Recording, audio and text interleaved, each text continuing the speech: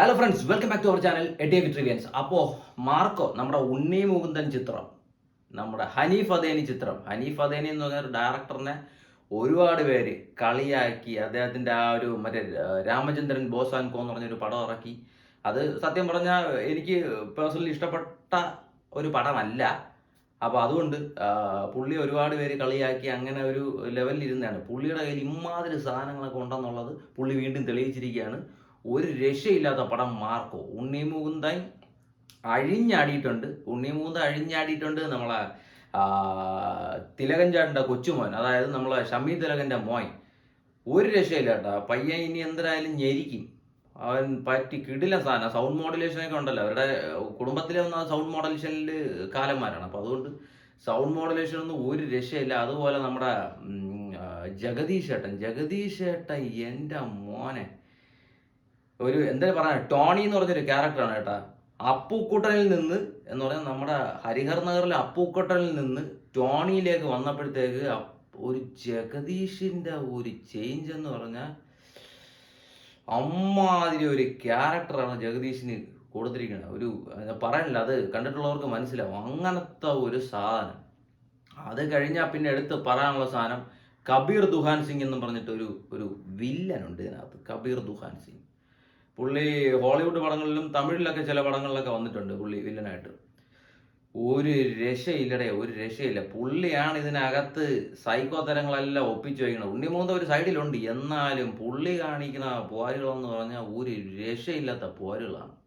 അങ്ങനെ ഓവറോൾ ഒരു കിടിലം വയലൻസ് പടം എന്ന് പറഞ്ഞാൽ കിടിലം വയലൻസ് പടം. നമ്മളൊരു ഹോളിവുഡ് പടമൊക്കെ കാണുന്ന ഒരു ഫീൽ ഉണ്ടല്ലോ, നമ്മളെ റോങ് ടേൺ. ഈ പടങ്ങളൊക്കെ കണ്ടിട്ട് അതെല്ലാം മനക്കട്ടിയോടുകൂടി കണ്ടിട്ടുള്ളവരാണെങ്കിൽ നിങ്ങൾക്ക് തീർച്ചയായിട്ടും മാർക്കോ കാണാം. അല്ലാതെ ലോല ഹൃദയമായിട്ടുള്ളവർ, ഈ പ്രഗ്നൻ്റ് ആയിട്ടുള്ള വുമൺസ്, അല്ലെങ്കിൽ ഹൃദയ സംബന്ധമായിട്ടുള്ള എന്തെങ്കിലും അസുഖങ്ങളൊക്കെ ഉള്ളവരാണെങ്കിൽ ഈ പടം വല്ല OTT കട്ട് ചെയ്ത വേർഷൻ വല്ലതും വരുമ്പോൾ കാണുന്നതാണ് നല്ലത്. അല്ലാതെ ഇത് കണ്ടു കഴിഞ്ഞാൽ അടപ്പ് തെറിക്കും എന്ന് പറഞ്ഞാൽ വല്ലതും വന്നു പോയി കഴിഞ്ഞാൽ ഒന്നും പറയാൻ പറ്റില്ല. കാരണം തിയേറ്ററുകളിൽ പലരും കുഴഞ്ഞു വീണതായിട്ടുള്ള റിപ്പോർട്ടുകൾ ഉണ്ടായിരുന്നു. കാരണം നമ്മൾ മറ്റേ ഡെയിലി നമ്മൾ ഇതിൻ്റെ ഒപ്പീനിയൻ എടുക്കാൻ പോയപ്പോഴത്തേക്ക് അവിടെ നിന്നുള്ള ചേട്ടന്മാർ തന്നെ പറഞ്ഞാണ് സംഭവം ഇന്നലെയും കുഴഞ്ഞു വീണു. ഇതുപോലെ ലേഡീസ് ഛർദ്ദിക്കാൻ വേണ്ടിയിട്ട് തിയേറ്ററിനകത്ത് നിന്ന് ഇറങ്ങി ഓടി. അങ്ങനെ ഒരുപാട് പ്രശ്നങ്ങളുണ്ട്. ഞാൻ അതിൻ്റെ ഒരു വീഡിയോ ക്ലിപ്പ് ഞാൻ ഇപ്പോൾ കാണിച്ചു തരാം.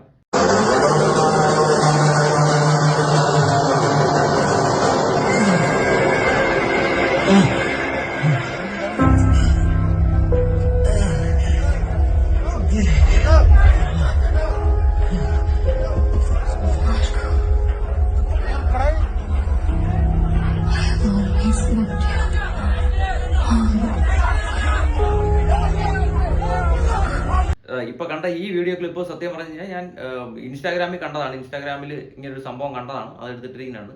ഒരാൾക്ക് തല ഇറങ്ങി വീണതാണ് പുള്ളി. അതേപോലെ ഇവിടെ തന്നെ നമ്മളെ ട്രിവാൻഡ്രത്ത് തന്നെ ഒരാൾക്ക് ഫിക്സ് വന്നു. ഇന്നലത്തെ ഷോയിൽ ഫിക്സ് വന്ന് പുള്ളി എടുത്തുകൊണ്ട് പോയി. കുഴപ്പമില്ല പുള്ളിക്ക്. അങ്ങനെ അതുകൊണ്ട് മനസ്സിന് കട്ടിയുള്ളവരും ഇതൊക്കെ കണ്ടിരിക്കാൻ പറ്റുന്നവർ, ഈ ഹോളിവുഡ് സിനിമകൾ, ഇങ്ങനെയുള്ള ടൈപ്പ് സിനിമകൾ മോസ്റ്റ് വയലൻസ് ആണ്. അങ്ങനെയുള്ളത് കണ്ടിട്ടുള്ളവർ മാത്രം ഇതിനകത്ത് പോയിരിക്കുക. കൊച്ചു പിള്ളേരെ ഒന്നും ദയവ് ചെയ്ത് കൊണ്ടുപോകരുത്. കൊച്ചു പിള്ളേർക്കൊന്നും കണ്ടിരിക്കാൻ പറ്റിയെന്ന് വരില്ല. അത് പ്രത്യേകിച്ച് ലേഡീസിനൊക്കെ ഭയങ്കര ബുദ്ധിമുട്ടായിരിക്കും ഈ പടം കൊണ്ട് ഉണ്ടാകുന്നത്. എന്ന് പറഞ്ഞാൽ മാനസികമായിട്ട് ഇത് കണ്ടുകൊണ്ടിരിക്കുമ്പോഴേ മാനസികമായിട്ട് ഒരു കൊച്ചിനെയൊക്കെ തല്ലിക്കൊല്ലുന്ന ഒരു പിറന്നു വീണ ഒരു കൊച്ചിനെ ഇതൊക്കെ എടുക്കുന്ന ഒരു സീനൊക്കെ ഉണ്ട്. അപ്പോൾ അതുകൊണ്ട് ഒരുപാട് നമുക്ക് മാനസികമായിട്ടുള്ള ഒരു ഇതുണ്ടാകാനുള്ള സാധ്യതയുണ്ട്. അപ്പോൾ അതുകൊണ്ട് അങ്ങനെ നോക്കിയാൽ മതി. മനക്കട്ടിയുള്ളവർ മാത്രം ഇത് പോയി കാണുക. പിന്നെ എടുത്തു പറയേണ്ടത് രവി ബസൂറിൻ്റെ മ്യൂസിക്കിൽ ബാക്ക്ഗ്രൗണ്ട് സ്കോർ.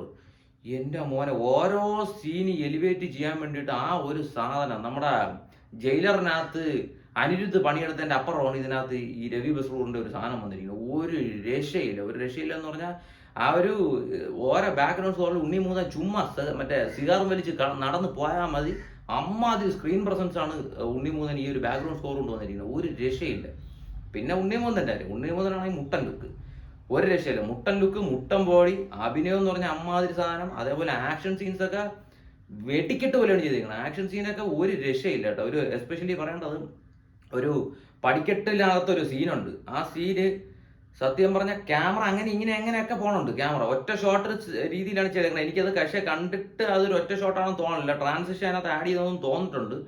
അത് എനിക്കത് കണ്ടിട്ട് കണ്ട ഒറ്റ ഷോട്ട് പോലെ ഇരിക്കും. പക്ഷെ അത് എനിക്ക് തോന്നണില്ല സിംഗിൾ ഷോട്ടാണെന്ന് തോന്നണില്ല. കാരണം അതിൻ്റെ ഒരു ഫൈറ്റിൻ്റെ ഇടയിൽ ഓരോരുത്തർ വില്ലന്മാരുടെ ഇടയിലൊക്കെ ക്യാമറ പോയിട്ട് പിന്നെ വീണ്ടും ആ ക്യാമറ വേറെ ഭാഗത്തു നിന്നാണ് കയറി വരണത്. അതെന്ന് പറഞ്ഞാൽ വില്ലൻ്റെ ഭാഗത്ത് നിന്ന് വേറെ ഒന്ന് കയറി വരികയാണ്. അപ്പം അതൊരു ട്രാൻസിഷൻ യൂസ് ചെയ്തിട്ടുണ്ടെന്ന് തോന്നണം, അറിയില്ല. എനിക്ക് കണ്ടപ്പോഴത്തേക്ക് അത് അങ്ങനെ യൂസ് ചെയ്തതായിട്ട് എനിക്കൊരു ഫീൽ ചെയ്തു. പക്ഷെ സാധനം പൊളപ്പ സാധനം. അത് എടുത്തു വച്ചിരിക്കണം. ആ ഒരു ഫൈറ്റ് സീക്വൻസ് ഒരു കണ്ടിന്യൂസ് ഒരു സാധനം എടുത്ത് വെച്ചിരിക്കണമെന്ന് പറഞ്ഞാൽ ചെറിയ പരിപാടിയൊന്നുമില്ല, ആടിപ്പൊളി. നമ്മളാ ഈ വിജയ് പണ്ട് സിനിമകൾ ചെയ്യില്ലേ, വിജയ് എന്ന് പറയാനില്ല, വിജയും രജനീകാന്തും ഒക്കെ ചെയ്യൂലേ, ഒരാളെ ഈ ശിവാജിയിലൊക്കെ അടി കിടക്കുന്ന കണ്ടിട്ടുണ്ട്, ഒറ്റയ്ക്ക് നിന്നിട്ട് എല്ലാത്തിനും അടിക്കും, അമ്മാതിരി സാധനം. അത് ഞാൻ പറഞ്ഞതാണ് അങ്ങനെ ഒരു സാധനം. പക്ഷേ അതിൻ്റെ വയലൻസ് എന്ന് പറഞ്ഞാൽ ചുമ്മാ ഇടി കട്ടയൊക്കെ എടുത്തിട്ട് തലണ്ട ആടിക്ക് പൊളക്കെയാണ്, ചോരയൊക്കെ തെറിച്ച് ചോര പുഴയാണ്. അതേപോലെ കൈകാലുകൾ വെട്ടി അരിഞ്ഞ് എടുത്ത് തൂക്കിപ്പറക്കി കയറിയാണ്. മറ്റേ ഇതുകൊണ്ട് മരം മുറിക്കണ മെഷീൻ കൊണ്ട് കൈ കൊണ്ട് വെട്ടിപ്പിരുത്തെടുത്ത് എറിയാണ്. പക്കയായിട്ട് അത് കാണിക്കുന്നുണ്ട്. അങ്ങനത്തെ ഒരു സാധനം ഗ്യാസ് ഊറ്റിയുടെ ഒരു പരിപാടിയൊക്കെ ഉണ്ട്. അയ്യോ എൻ്റെ അമ്മോ, ഒരു രക്ഷയില്ല. അതൊക്കെ കണ്ട് മനക്കട്ടിയുള്ളവർ പോയി കാണുക. അമ്മാതിരി ഒരു സാധനമാണ്. നിങ്ങൾക്ക് പടം കണ്ടിട്ട് എന്ത് തോന്നിയെന്ന് എനിക്ക് അറിഞ്ഞൂടാ. എനിക്ക് പേഴ്സണലി ഭയങ്കര ഒരു കിടിലൻ പടം. ഇന്ത്യയിലെ ഒരു ഇന്ത്യൻ ജോൺ വിക്കിൽ എനിക്ക് തോന്നുന്നു ഇത്രയും പ്രശ്നമില്ല. ജോൺ വിക്കിലെ ആക്ഷനുകളുടെ കുറേ പരിപാടികളാണ്. ഈ ജോൺ വിക്കിൻ്റെ ആക്ഷനകത്ത് ചോരപ്പുഴയും കൂടെ വന്ന് എങ്ങനെ ഇരിക്കും. അമ്മാതിരി ഒരു സാധനമാണ് ചെയ്തു വെച്ചേക്കണം ആക്ഷൻ. അതിൽ കംപ്ലീറ്റ് ജോൺ വിക്കിൽ കംപ്ലീറ്റ് തോക്കും വെച്ചിട്ടുള്ള പരിപാടിയാണ്. ഇത് തോക്കും പെൻസിൽ വെച്ചിട്ടുള്ള ഫൈറ്റൊക്കെ ഉണ്ടല്ലോ അതിൽ. പക്ഷേ ഇത് കംപ്ലീറ്റ് വെട്ട് കുത്ത് തോക്ക് കടാര ഗ്യാസ് ഊറ്റി തൊട്ട് എല്ലാ സാധനവും എടുക്കാൻ പറ്റണ എല്ലാ ടൂളുകളും എടുത്തിട്ടുണ്ട്. അമ്മാതിരി ഒരു കിടുക്കാച്ചി പടം, ഒരു രക്ഷയില്ല. എനിക്ക് ഭയങ്കരമായിട്ട് ഇഷ്ടപ്പെടുന്നത് ജഗദീഷിൻ്റെ ക്യാരക്ടറാണ്. സത്യം പറഞ്ഞാൽ ആ ഒരു അപ്പുക്കുട്ടനിൽ നിന്ന് ഈ ടോണി എന്ന് പറഞ്ഞ ഒരു ക്യാരക്ടറിലോട്ട് വന്നപ്പോൾ പുള്ളി വേറെ റേഞ്ചിലോട്ട് പോകുന്നു. എന്താ പറയുക, നമുക്ക് ജഗദീഷിനെ അപ്പുക്കുട്ടനെ അങ്ങനെയുള്ള ഒരു ക്യാരക്ടറിനെയും കാണാൻ പറ്റില്ല. ടോണി എന്ന് പറയുന്ന അത്രയും കൊടൂരം എന്ന് പറയാനില്ല, ഞാൻ അത്രയും എന്താ പറയേണ്ടത്, ഒരു സൈക്കോപരമായിട്ടുള്ള അല്ലെങ്കിൽ അത്രയും ക്രൂക്കഡായിട്ടുള്ള ഒരു വില്ലനെയാണ് നമുക്ക് ഇതിനകത്ത് കാണാൻ പറ്റുന്നത്. വില്ലന്മാരെന്ന് പറഞ്ഞാൽ കുറേ ഉണ്ട് വില്ലന്മാർ. അതേപോലെ സിദ്ദിഖുണ്ട് കേട്ടോ. സിദ്ദിഖ് ആക്ടർ കൊള്ളായിരുന്നു. സിദ്ദിഖും നല്ല രീതിയിൽ ചെയ്തിട്ടുണ്ട്. പുള്ളിയെ പറ്റി പറയേണ്ട കാര്യമില്ല. പുള്ളി സെക്കൻഡ് ഹാഫ് കഴിഞ്ഞപ്പോഴത്തേക്ക് ഒരു സാധനമുണ്ട്, അതിനകത്താണ് പുള്ളി ആരാണ് എന്തിനാണ് സെറ്റപ്പ് എന്നൊക്കെ പുള്ളി ഒരു സാധനം കൊണ്ടുവരണത്.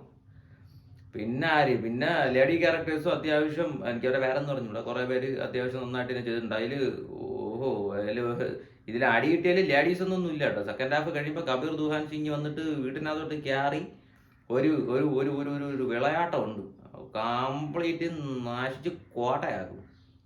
അയ്യോ അതൊക്കെ കണ്ടിരിക്കാൻ സഹിച്ചിരിക്കണം.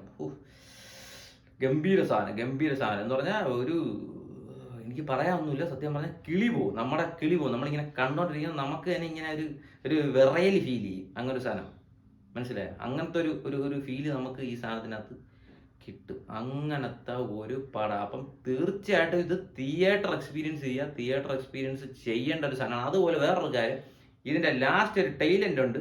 കഴിഞ്ഞെന്നും പറഞ്ഞുകൊണ്ട് അടിച്ച് പോകരുത്. പെട്ടെന്ന് ലൈറ്റൊക്കെ ഓഫ് ആവും. അത് കഴിയുമ്പോഴത്തേക്ക് ഒരു സാധനമുണ്ട്, സ്ക്രീൻ ഓഫ് ആവുന്നുണ്ട് പെട്ടെന്ന്. അത് കഴിയുമ്പോഴത്തേക്ക് ഒരു സാധനമുണ്ട്. അപ്പോൾ അത് നിങ്ങളത് കണ്ടോണം. അതുകൊണ്ട് നേരത്തെ കാലത്തൊക്കെ എഴിച്ച് പോകരുത്, അത് ശ്രദ്ധിച്ചോളുക. അപ്പോൾ ഇത്രയേ ഉള്ളൂ. ഈ പടത്തിനെക്കുറിച്ച് ഞാൻ കൂടുതലൊന്നും പറയാനില്ല. ഇത് തിയേറ്ററിൽ കണ്ടവരാണെങ്കിൽ നിങ്ങളുടെ അഭിപ്രായം താഴെ കമൻറ്റ് ബോക്സിലായിട്ട് പറയുക. ഒരു രക്ഷയില്ലാത്ത ഒരു മോസ്റ്റ് വയലൻ്റ് ആയിട്ടുള്ള ഒരു ഇന്ത്യൻ മൂവി എന്ന് സത്യം പറഞ്ഞാൽ ഇതിനെ വിളിക്കാൻ പറ്റില്ല. ഒരു ഹോളിവുഡ് ടച്ചുള്ള ഒരു മോസ്റ്റ് വയലൻ്റ് മൂവി തന്നെയാണ് മാർക്കോ.